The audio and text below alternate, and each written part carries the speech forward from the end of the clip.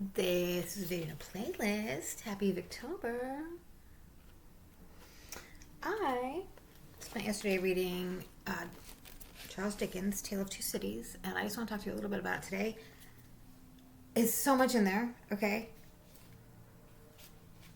You have probably heard of it before. The first chapter was the best of times, the worst of times, the age of wisdom and the age of foolishness. Now, it's talking about two cities, a city in London, England, a city in England and a city in France, okay? It says a king with a large jaw. Now, that obviously means a big mouth. So there was a king with a big mouth and a queen with a plain face on the throne of England.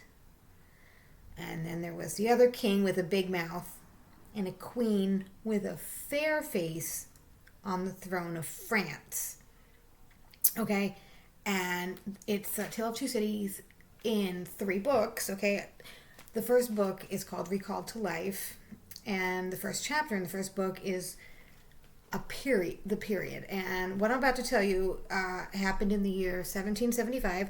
The things I'm about to tell you, and 1,000 things like them, came to pass 1775, all while the woodmen and the farmers went to work. And this is all while those two queens sitting on their thrones trod, T-R-O-D, with a divine high hand. And this is what was going on in those two cities, okay? France was less favored. Where's my book? Okay. France was less favored on the whole as to the matters spiritual than her sister of the shield and trident, rolled with exceedingly smoothness downhill, making paper money and spending it. Under the guidance of her Christian pastors, France entertained herself with such humane achievements as, this is what was happening in France while the farmers went to work. Okay, you ready? 1775. While everybody's working, these judges, they were sentencing a youth to have his hands cut off, his tongue torn out with pincers. Doctors, probably, right? His body burned, all because he did not kneel down in the rain to do honor to a dirty procession of monks that passed within his view, about 60 yards away. And it's likely enough that rooted in the woods of France and Norway, there was growing trees when that sufferer was put to death, already marked by the woodmen. Fate to come down and be sawn into boards to make a certain movable framework with a sack and a knife in it. Terrible in history. It's likely enough that in the rough outhouses of some tillers of the heavy lands adjacent to Paris, there were sheltered from the weather that very day rude carts bespattered with rustic mire, snuffed about by pigs, roosted in by poultry, which the farmer Death had already set apart to be tumbrils of the revolution.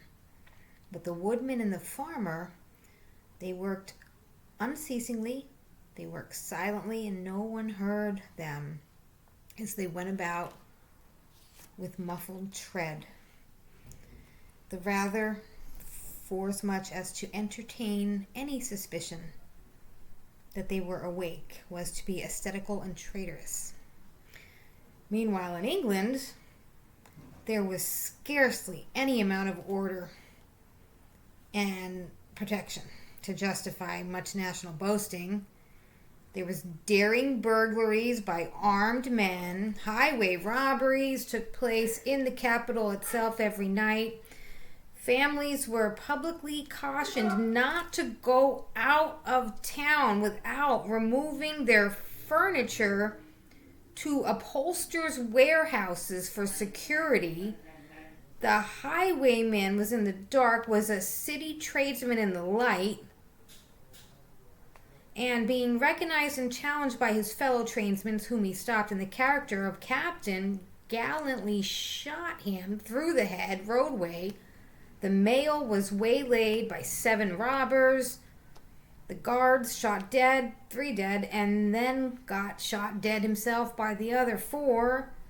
All this in consequences of his failure of his ammunition, after which the mail was robbed in peace. The magnificent potentate, that's usually a sound for Pope, the Lord Mayor of London, was made to stand and deliver on Turnham Green by one highwayman who despoiled the illustrious creature in sight of all. Prisoners in the London gallows fought battles with their turnkeys, and the majesty of the law fired blunderbusses in among them, loaded with rounds and shot and ball. Thieves snipped off the diamond crosses from the necks of the noble lords at court drawing rooms. Musketeers went into the St. Giles searching for contraband goods. The mob fired on the musketeers. The musketeers fired on the mob, and nobody thought any of these occurrences much out of the common way.